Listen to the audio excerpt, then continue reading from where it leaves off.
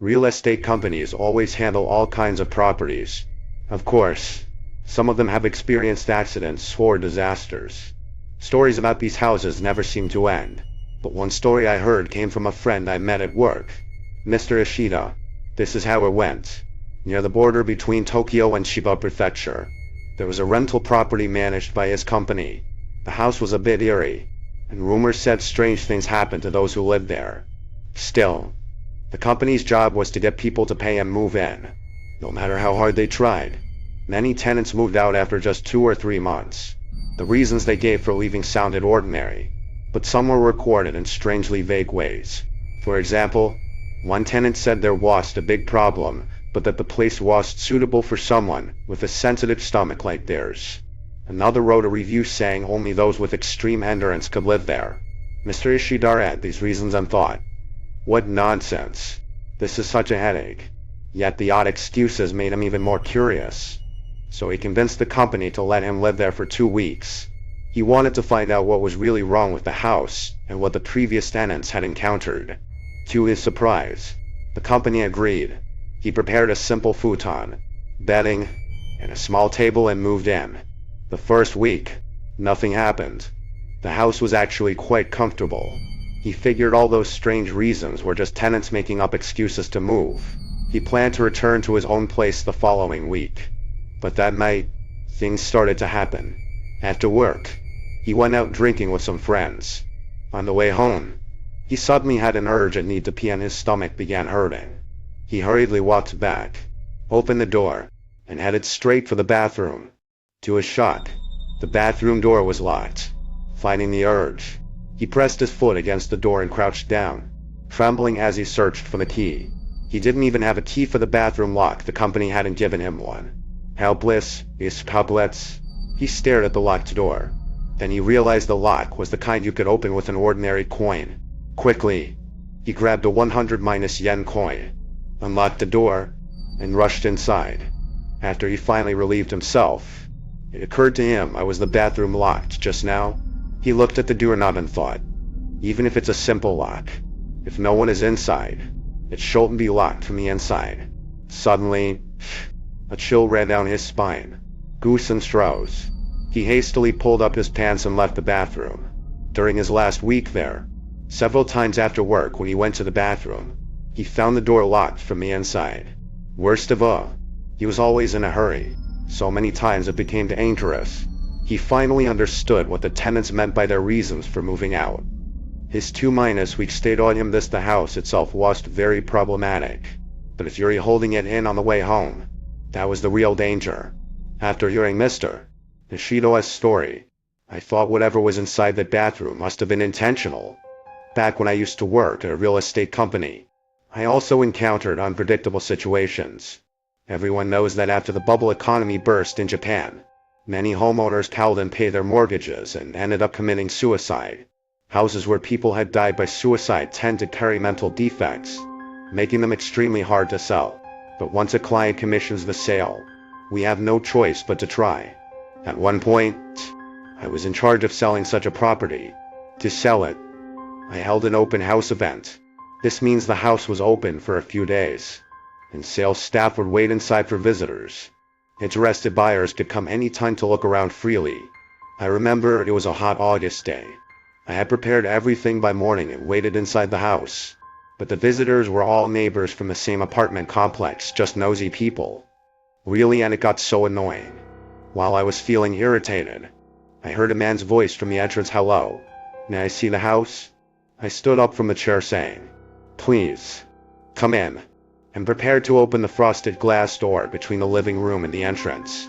As I stepped closer to the door, I caught sight of a shadow moving back and forth between the room next to the entrance and the washroom across from it. I wondered what on earth he was doing back and forth like that. With that thought in mind, I opened the door only to find no one there. At that moment, I didn't feel scared at all. Honestly, I just thought the guy was downright weird. Curious. I tried again. This time I heard a deep male voice greeting from inside the room. Hello? He said. I replied, please, come in, and waited. Then a man walked in somewhere in his 40s or 50s. I greeted him warmly. Hello. It's really hot today, isn't it? Are you a tenant in this building? Are you thinking about buying? No matter what I asked, he didn't say a word. He just strolled around the room, looking utterly relaxed. I watched him pacing for about 10 minutes, silently thinking, what a strange guy. Just as I was figuring out how to get him to leave, another visitor called from the entrance. Hello. May I come in? I instinctively turned to the entrance and said, please, come in and take a look. But when I turned back, the weird man was gone. Hey, where did he go? I looked everywhere around the room, but couldn't find a trace of him. I thought, it was only about a second since I looked away. To disappear that fast. That guy must have some sort of supernatural skill. Back then, I could only think he was a mysterious fellow, not at all scary. Later, the whole encounter left me distracted and out of sorts. I don't even remember what I was doing. I must have been zoning out. When I finally stepped back, I was already back at my desk in the office. That day was full of so many things. I'm not even sure how I got there. I told my senior about what I experienced at the site, but I couldn't get through to him at all. But honestly, that was to be expected if I, who lived it, wasn't even sure what to believe. Who else could? So, the whole story about that strange man faded from my mind. A while later, after some effort, a buyer finally appeared for that unit. The sale went smoothly, and about half a year after that, the new owner came into the office wanting to sell. When I heard this from a co-worker handling the case, I immediately thought, it's definitely because of that thing I encountered that day. I asked the co-worker in charge, and sure enough, the new owner had been dealing with unpleasant occurrences so often that they just couldn't live there anymore. Of course, when we sold that unit to him, it explained that the previous owner had committed suicide there, but HED said he didn't mind that at all, that it was no problem. I remember thinking then, wow, he must be a brave man. Later, when that owner came back to discuss selling the place, I asked him about it. He told me he lived alone, but HED constantly heard footsteps in the hallway inside the apartment. When washing his face in the bathroom, HED catch whispers behind him muttering, but whenever he turned around, the room was empty. At night, strange sounds would echo by his ears. Basically, countless uncanny things kept happening. At first, he tried to convince himself it was all in his head, but the incidents were so frequent, his sleep suffered badly. Eventually, he had no choice but to give up on living there. The problem was, HED only bought the place 6 months earlier, and with a mortgage, selling meant losing money and possibly ending up in debt. Finally, based on our appraisal and advice, he decided to rent the place out instead. When he moved out, he told me something chilling. Despite all the odd happenings, there had been one clear glimpse same moment when, after washing his face, he looked up into the bathroom mirror and for an instant saw a man in his 40s or 50s stare back at him. Then, just as quickly, the figure vanished. After hearing him out, I thought to myself, that must be the strange old man I saw before. Maybe HES the previous owner who died by suicide in the house. So HES still kind of living there? Then it happened a long time ago. I work at a real estate agency, mostly managing rental properties. In this line of work, you inevitably come across some troubling places like accident properties, where deaths have occurred. If a client's needs match, we still have to figure out how to show these places, even though the company prefers to avoid handling them. In old properties, accident cases are unfortunately common. After enough time in this business, I got used to dealing with them, but there are still moments that shake you with cured red. One day, another property management company entrusted us with a 2-bedroom apartment very close to the train station, yet the rent was only 24,000 yen. Obviously, it was cheap because it was an accident property. To get the place ready for advertising, I decided to bring a junior colleague along to photograph the interior. At the office, I picked up the keys and asked about the apartment's history. After hearing what happened, we headed to the site. Once we arrived, the two of us started taking pictures. Usually, this task takes 5 to 10 minutes, but strange little bubbles or spots appeared in every shot, so it ended up dragging on. The unease between us grew as we worked. At one point, to make the room look bigger, I told my junior to open the closet. The moment he swung the door open, a wave of oppressive energy hit us. A woman slowly stepped out from inside the closet, impossibly tall over 2 meters. Her head nearly touched the ceiling, and a foul stench filled the air, like rotten fish. I was frozen in shock, while my junior's legs gave out and he collapsed, screaming. A cold dread clouded my mind. Through the haze, I saw the woman staring down at his face, grinning in a twisted, unnatural way. The eerie laugh that escaped her throat sent shivers all over me.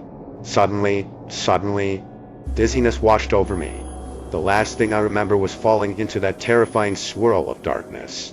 I only came back to when my phone rang. The sound was a lifeline, pulling me out of unconsciousness. It was my boss calling. 3 hours had passed, and we still hadn't returned to the office. Frantically, I explained everything I'd just experienced, but he didn't believe me. After hanging up, I started searching for my junior inside the apartment. I found him in the closet, barely conscious. When I woke him, he told me what he'd seen. In his vision, it was the tall woman but a man holding a bloodied shovel. Then he blacked out. His story didn't line up with mine. The discrepancy left me stunned and unsettled. Both of us, pale and shaken, just wanted to get out of there. We returned to the company. I sent my junior home early to rest. The next day, he didn't show up nor answer his phone. Eventually, I reached out to his family. They said he had fled back to his hometown. Terrified. Since then, he shut himself in his room, refusing to leave. Sometime later, I switched from managing rentals to selling properties. I never wanted to endure that kind of horror again. This all happened once.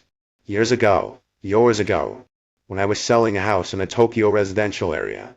One day, I inherited a property that had been on the market for a while, passed on to me after a senior staff member quit. I'd never been to the house myself, and the senior never mentioned anything unusual. That day, I reviewed the paperwork, compared to the neighborhood prices, the plot size and the age of the building. The listing price was shockingly low. The current owner had bought it as an investment years ago but never really rented it out. The place sat empty most of the time. Judging by the price, it looked like they were taking a loss. I skimmed the sparse, lazy listing notes, mostly normal reasons buyers rejected it. But then, something caught my eye. Something really strange. The records warned to be careful when showing the second-floor room facing the street. I stared at that note thinking, what the hell? My curiosity was instantly sparked by that entry.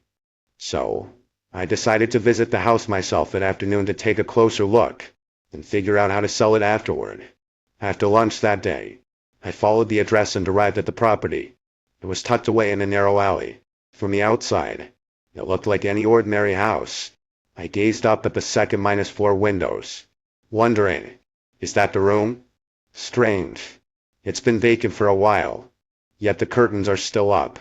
Oh, well, I'd better go in first and see for myself. I unlocked the door and stepped inside. With no one living here for some time, the air inside smelled musty, but the lighting was surprisingly good. I wandered around the first floor a bit. The layout was pretty decent. The space spacious. After checking the rooms downstairs, my confidence in selling this place grew quite a bit. But as soon as I went upstairs, I realized I'd misjudged everything. I stood in the second-floor hallway, looking left and right at the rooms. All their doors were shut, giving off a creepy vibe. Even though the doors were closed, I could feel a strong, unpleasant aura radiating from one particular room. That had to be the one the notes talked about. I started opening other doors first, ones that felt less off, and peeked inside carefully. When I reached that nasty feeling door, I hesitated. No idea why, but as soon as I touched the door handle, hostile malice hit me from the other side, like it wanted to harm me. Honestly, I got scared.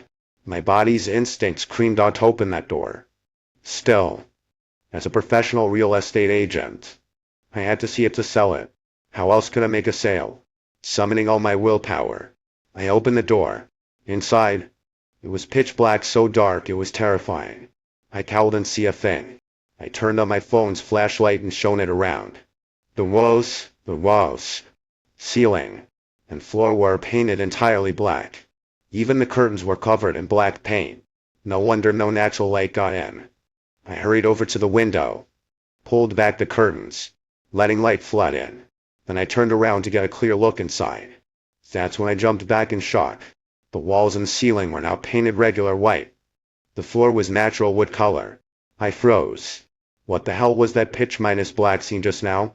I instinctively glanced behind to the right, toward the curtains. Were they still painted black like before? That's when I saw a black figure standing right next to the curtains, lurking in a shadow and touched by sunlight. And those deep black eyes? They were staring right at me. Alive, piercing. I gasped sharply, my heart pounding, and bolted out of the room, slamming the door behind me. I fled downstairs. I thought I was safe once on the first floor, but then I heard the slamming of that upstairs door, hard and angry, followed by furious footsteps thundering toward the stairs. My heart nearly stopped. I grabbed all my things and rushed for the front door. Once outside, I slammed the door shut and locked it tight. Sitting on the doorstep, gasping for breath, sweat dripping down my face, I kept asking myself what just happened in there. There was something really wrong with that room. How was I supposed to sell this house now? After calming down a bit, I stepped out onto the street and nervously looked up at the second-floor window. The curtains were back to being drawn shut. Seeing that, I wasted no time and left that place behind. Later, I talked to some neighbors to learn the house's history. In the nearby park, over the culture, I gathered bits of gossip from the neighborhood's bizboy housewives. They told me the house was originally occupied by a family who were friendly with neighbors, but later, it seemed they'd joined some kind of cult. People around the area often saw strange figures entering and leaving the house at night. The family was known to hold bizarre ceremonies in that second-floor room, worshipping something unknown.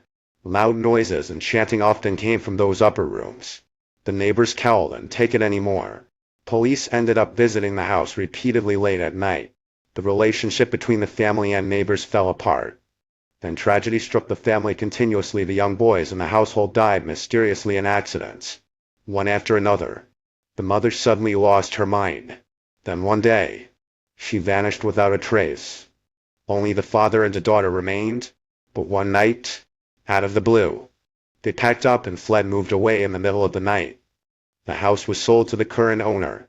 After hearing all those stories from the neighbors, I was filled with dread, because I held and stopped thinking about that shadowy figure, the black silhouette. Could it have something to do with the religious rituals they talked about? Later, overwhelmed by fear, I begged the store manager, really pleaded, and only then did he assign that sales case to a braver senior colleague. Since then, the house has barely attracted any interest. The asking price kept dropping, lower and lower. Every time I happened to walk past that place, I'd glance up at the closed curtains on the second floor, and think to myself, this house will never sell. In all the years I've worked in real estate, I've come across all sorts of strange properties, but some are truly better left alone. Because sometimes, these places carry curses whether you want to believe it or not. Back then, the company I worked for would purchase auction properties. Some were foreclosures due to debt. Others belonged to families that died tragically inside. In those houses, whenever we took internal photos, we sometimes captured eerie images, apparitions, or unexplained shadows. Sometimes strange noises came from rooms that were supposedly empty. Places where people died often gave off a chilling cold, like winter's breath, not just physical, but something deeper. Of course, a lot of it could be psychological, but I'm the kind of person who focuses intensely on work. So I tried not to let those supernatural signs get to me. Even felt like I was scared. Yet every now and then, I handled properties that just sent an unmistakable signal. Dawned by this. One such house stood quietly in a peaceful residential district. I once handled a spacious detached house there. The construction was solid, with a refined, upscale feel. The neighborhood was great too. But despite all that, the ownership kept changing. By the time the case landed on my desk, it was the fourth different owner. The fourth owner didn't experience any strange incidents himself, but during the time his wife lived there, she met with a tragic accident and died. When the house was freshly renovated and ready to sell, the inquiries came quickly. One of the inquirers was a shoe store owner from a neighboring county who ran 3 shops. He bought the house, but 2 years later, because his business floundered, he had to sell the house. Since it was in a popular residential area, it was quickly snapped up by another family, a household of 4, a young couple and the husband's parents moved in together. After moving in, the young wife suffered a miscarriage. Then the young husband died in a traffic accident. The wife was devastated, mentally shattered. She went mad. The elderly parents sold the house and moved away. The next buyers still living there now are a couple in their 30s. A few days ago, the woman came to me, asking about selling the house. I heard the husband has been hospitalized since June this year. Just thinking about that house fills me with dread. I worry whoever buys it next might suffer misfortune too. The thought haunts me, casting a shadow over the entire sales process. But the location is prime, and the house as well, minus maintained. If other real estate agencies put it on the market, I'd sell right away. Still, I managed to dig up some older stories from longtime local residents about the house's earlier days. The first family who owned it, all of them died in accidents. The next owner was an orthopedic doctor. No strange incidents. And after about 2 years, he sold it. The third owner was his wife. She got convicted for embezzlement and went to prison.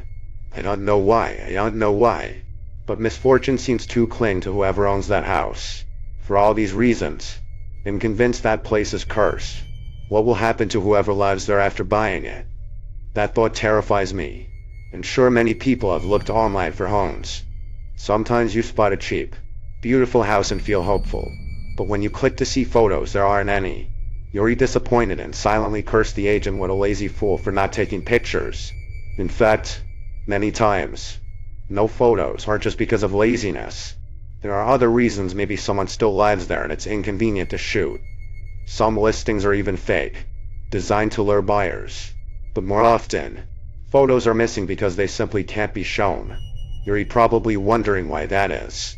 Some properties are impossible to photograph well, no matter how you try. The pictures just come out wrong, or sometimes you simply can't take photos at all. Even worse, there are houses no one dares to photograph. I ran into one of those places on my very first day at the company. I still remember that day clearly. The store manager handed a senior colleague the keys to 3 different apartments and told him to take me along to take photos for the listings. That afternoon, we drove around to the first 2 properties. While he snapped pictures, the senior taught me the techniques and logic behind good real estate photography. Gradually, I caught on. On the way to the last property, the senior said, "This last one, you take the shots. Consider it practice." We arrived around 3 p.m. Just as the sun was starting to dip. When we opened the door to that apartment, I immediately felt it was different. Compared to the other 2 places, this one's felt heavier, damp and cold somehow. The difference was subtle, but it set my nerves on edge. Still, we went in and started working. I took photos while the senior guided me. We covered the bathroom, kitchen, entryway, and hallway. After checking that everything looked good, we moved on to the bedroom. The senior went over to the balcony sliding door, opened it wide, and told me to photograph the balcony first. I finished the balcony shots and we reviewed the photos together. No issues there. Then it was time to shoot the bedroom itself, just one final step before we'd be done. We stood near the balcony corner, aiming the camera straight into the room, focusing on the closet. I pressed the shutter button, but strangely, the camera switched to burst mode and fired off several shots in rapid succession. I thought maybe I had accidentally switched to continuous shooting while checking photos earlier. So I switched back to normal mode and tried again, except the camera wouldn't focus no matter what I did. While I was puzzling over the camera's sudden refusal to focus, the senior seemed to sense something was off too. Then, without warning, the balcony's sliding glass door slammed shut with a violent slam. We both jumped. The sudden noise and force startled us badly. Frozen and wiped mine aside. We exchanged looks when suddenly, knocking sounds came from inside the closet. Seeing that, neither of us wasted a second. We bolted, running straight out of the apartment. Once outside, the senior hurriedly closed and locked the door behind us. I asked him what the heck just happened. He looked at me and said quietly, "Some kind of supernatural spiritual attack. I guess." The way that door slammed shut, it felt angry, like it was furious. Neither of us wanted to go back in. We left the balcony window unlocked, not caring, and rushed back to the car. Once inside, the senior told me to check the photos. I pulled out the camera and reviewed them. That's when things got weirder. The photos we checked earlier, which had looked fine inside the apartments, had all turned pitch black now. The only images still clear were the ones from the burst mode, the series of shots of the bedroom. But even those weren't normal. The very first photo showed a dark silhouette of a woman standing beside the closet. Because it was a continuous burst, the sequence showed her shadow slowly approaching and moving toward the balcony toward us. The senior and I stared at the images in horror. Neither of us could speak. Sweat poured down our faces. I couldn't believe it on my very first day on the job. This happened. I asked the senior, "What do we do? Should we go back inside and retake the photos?" He looked at me like I was crazy. "Are you nuts? Don't be stupid. Your life is worth more than a job. Erase all those photos right now. I'll explain everything to the manager when we get back." Back at the shop, we reported what happened. The manager didn't say much, only asked another senior to take another shot at it the next day. But when that senior went to the apartment the next day, he didn't even try to take pictures before he freaked out and fled back to the shop. No one was willing to go back inside, and it was out of the question to waste more manpower sending a big group just to take some photos. So, in the end, that property was listed without any interior photos on the website. What exactly happened in that apartment? Honestly, I don't know. It was early in my career, and that place was managed directly by the store manager. The manager quickly got the place rented out, so I never found out the real story. She's kind of an unusual person. I worked at that branch for years, and whenever a property she handled was listed online, most of the time there wouldn't be any interior photos posted. The manager always took care of problem properties herself, without passing them off to us. Maybe she thought we couldn't handle places like that. And oddly, in front of me, she always somehow managed to find tenants or buyers for those difficult listings. What's even stranger, those tenants usually ended up quite satisfied living there. That's even stranger, those tenants usually ended up quite satisfied living there. So, next time you see a listing online with no interior photos, it could mean the person in charge is someone unusual and the place itself might harbor something unusual as well. This is something I encountered back when I worked in real estate. It wasn't a case of being assigned an especially creepy property. Rather, it's the kind of thing that could happen to anyone in today's society. At the time, I had just started working at a real estate company. We mainly handled buying, selling, and a small amount of rental management. The company also invested in land and buildings to earn rental income or capital gains. Since I had just moved from the countryside to the big city, I didn't have much money or a place to live yet. So, for the time being, I stayed with my cousin, using the older brother card. I pressured him to let me squeeze into his apartment. Once I started working, I didn't understand much, and I had plenty to learn. Work was hectic, so I didn't have much time to look for my own place. But I didn't want to trouble my cousin too long, so I had to find a place quickly but with almost no money on me. It wasn't easy. One day, I asked a senior colleague if there were any cheap places around. Just then, the manager happened to be in the office. He heard me mention looking for a place and said, "Since you're working at a real estate company, why don't you just take one of our listings? Besides, the company offers housing subsidies. If the rent is low enough, I can talk to the president and see if you can become the dormitory manager." Hearing that from the manager made me really happy. So, I started going through the company's listings. While flipping through them, I found a not minus to minus whole apartment building.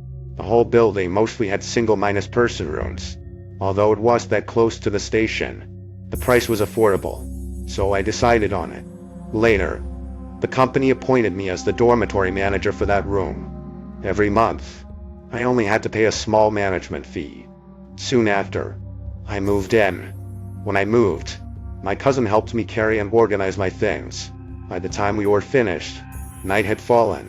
He said he'd go to the convenience store to buy some food and beer to celebrate.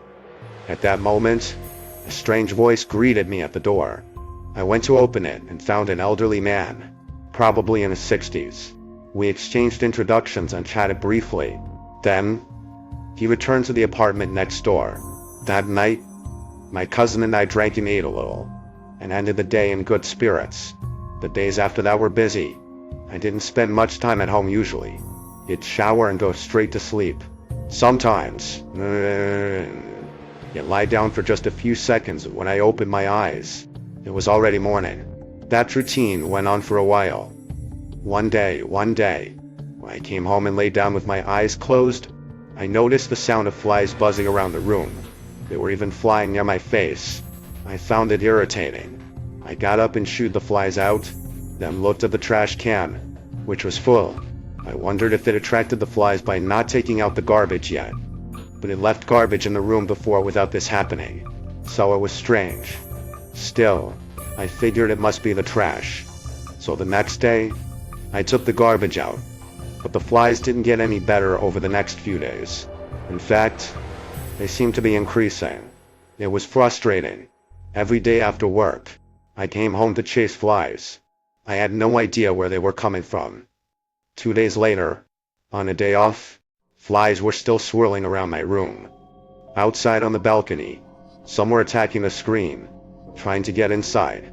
While I was battling the flies, my mother called me. She told me she had sent me something and asked me to check the mailbox. Since my mail mostly went to our hometown, I only occasionally cleaned out junk mail from the mailbox here. I went down to the first floor and opened the mailbox. I cleared out some junk leaflets and checked the mail. Among the random annoying receipts and stuff sent from home, I glanced over at the mailbox next to mine belonging to the old man next door. His mailbox was draped with a newspaper from 2 days ago. It suddenly occurred to me that since moving in, I'd only met the older man twice, but since we both left early and came home late every day, it was thought not to run into each other often. Besides, I had heard the TV and the occasional tapping on the wall from next door late at night, so I didn't think about it much and went back to my apartment. A few days later, I got off work early and went out for some drinks with the manager and a senior colleague near where I lived. On a whim, I told them about my ongoing battle with the flies. The senior joked, "Is there maybe a dead rat in your room or something?" The manager's face turned serious at that comment. He said, "There have been a lot of news reports recently about people being found dead alone. Could it be something like that?" That made me remember the old man next door, and I started to felt like something was genuinely wrong. So I told the section chief and my senior about the flies that had been there for a while in the old man's mailbox, which was overflowing and hadn't been emptied. The section chief frowned when he heard this. He said that when someone doesn't collect their mail, it usually means they've either fled overnight or something really bad has happened. And since the old man living next door was alone, it definitely didn't look good. So my senior and the section chief decided we should go take a look at my building. Once we arrived, standing on the first floor, the section chief glanced at the bursting mailbox and flipped through it a bit. He noted, "There are newspapers from a few days ago still here. If he'd run off, he probably would have canceled his subscriptions." We went up to my floor, and as we neared my apartment, we could definitely see some flies buzzing around. Without hesitation, the section chief pressed the doorbell to the old man's apartment next door multiple times, but there was no answer. The three of us started feeling increasingly uneasy. The section chief then said, "Let's check the neighbor's place from the balcony." I looked from my balcony toward the old man's window. Inside, stuck on the glass, were plenty of flies. At that moment, the section chief called the police right away.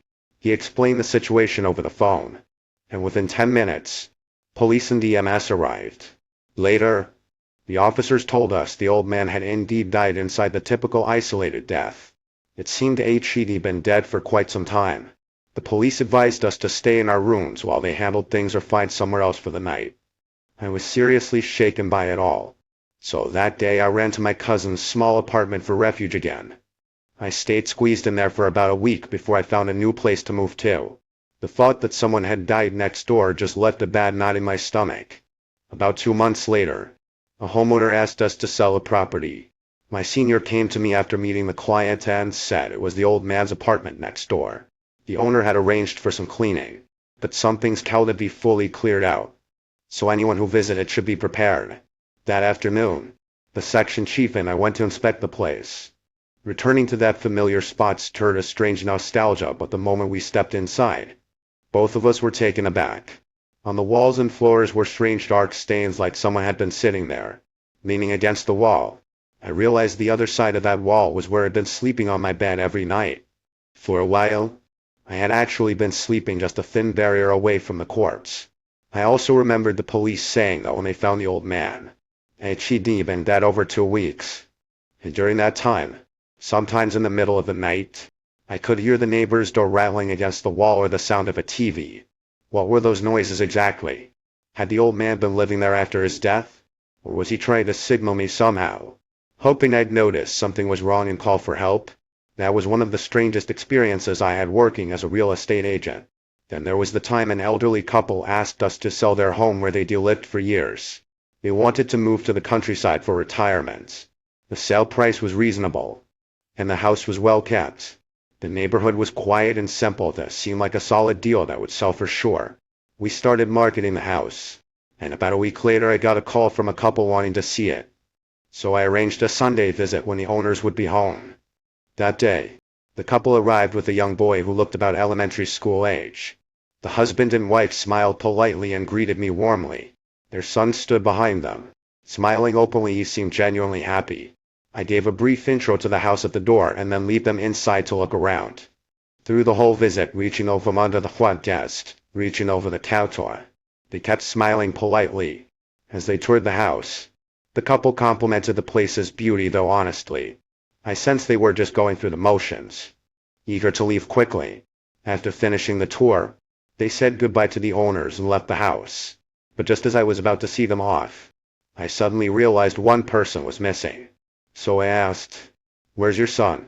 The wife smiled again and replied, "We don't have a son, just a daughter."